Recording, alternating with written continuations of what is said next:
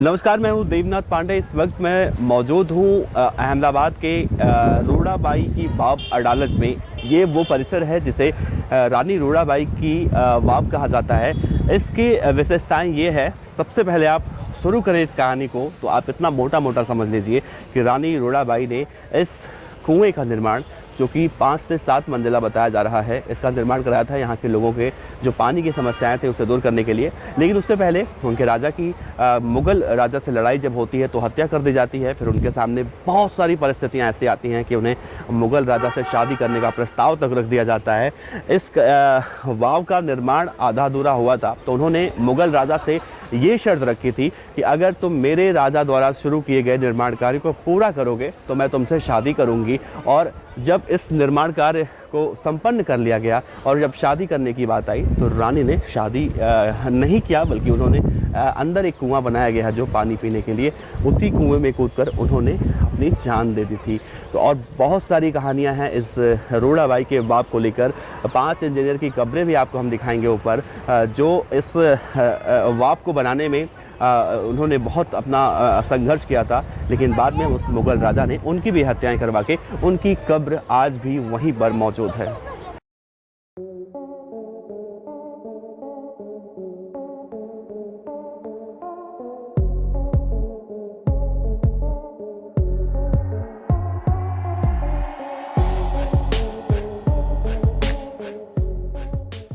आज हम आपको एक ऐसी कहानी सुनाने जा रहे हैं जो गुजरात के अहमदाबाद रेलवे स्टेशन से महज 15 से 20 किलोमीटर दूर अडलज गांव में घटी थी।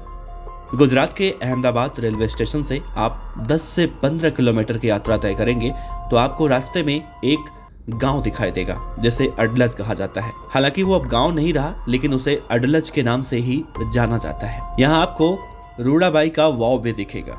इस वाव की ढेरों कहानियां इतिहास के पन्नों में दफन है। कहते हैं एक राजा कभी यहाँ पर राज किया करते थे। उनकी एक रानी थी जिनका नाम था महारानी रूड़ाबाई। और वहीं पर एक और मुगल राजा एक दिन आक्रमण कर देता है और राजा की हत्या कर देता है। रानी उसे पसंद आ जाती हैं और रानी से वो शादी करने का प्रस्ताव रखता है।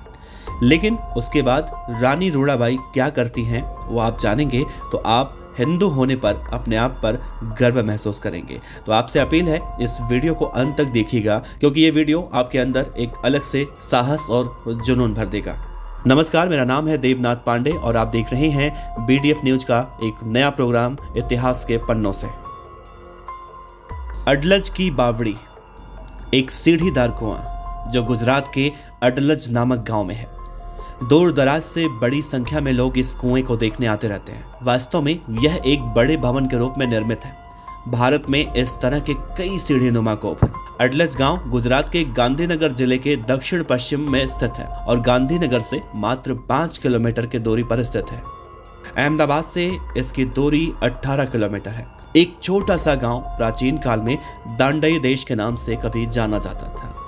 यहाँ पर पहली मंजिल पर लगे संगमरमर के पत्थरों पर संस्कृत भाषा में लिखे आलेख से यह मालूम होता है कि इसे 1499 में रानी रूड़ाबाई ने अपने पति की याद में बनवाया था।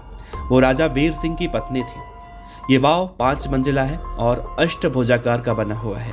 वास्तुकला का नायाब नमूना ये ढांचा 16 स्तंभों पर खड़ा है।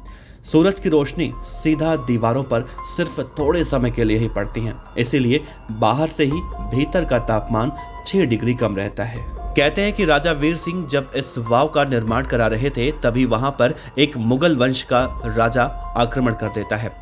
इस लड़ाई में राजा वीर सिंह की हत्या कर दी जाती है और मुगल राजा ने रानी से विवाह करने की इच्छा जताई। रानी ने उस मुगल राजा का प्रस्ताव स्वीकार कर लिया और उन्होंने इस वाव का निर्माण पूरा कराने की बात कही। अगर ये निर्माण कार्य मुगल वंश का राजा पूरा करवा देता है तो वो उसके साथ शादी कर लेगी। और उसके बाद वो राजा इस वाव को बनाने में जी जान से लग जाता है। दूर दराज से इंजीनियर बुलाए जाते हैं और जो 5 इंजीनियर इस वाव को बनाने में दिन रात एक किए हुए थे, बाद में उनकी हत्या कर दी जाती है।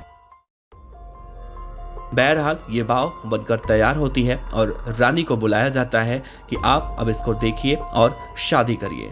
रानी आती हैं और जैसे ही आप सामने वाला कुआं देख रहे हैं जो कि वाव के बिल्कुल बीचों बीच है, आप 5 मंजिला नीचे उतर कर आएंगे तो आपको ये वाव दिखेगा। और जब रानी यहाँ पर पहुँचती हैं तो वो देखकर बहुत ही खुश होती हैं और उसी कुएं में कूद कर वो अपनी जान दे देती हैं। कि जिस कब्र के बारे में मैं आपसे चर्चा कर रहा था कि जिस इमारत को बनाने के लिए उस मुग़ल राजा ने जिन इंजीनियरों का इस्तेमाल किया था, बाद में उनको मरवा दिया गया था और यही वो 5 कब्रें हैं जिनको मारने के बाद यहाँ पर दफना दिया गया था। और आज भी ये कब्र वैसे ही महफूज हैं जैसे कि मुस्लिम धर्म में देखने को मिलती हैं।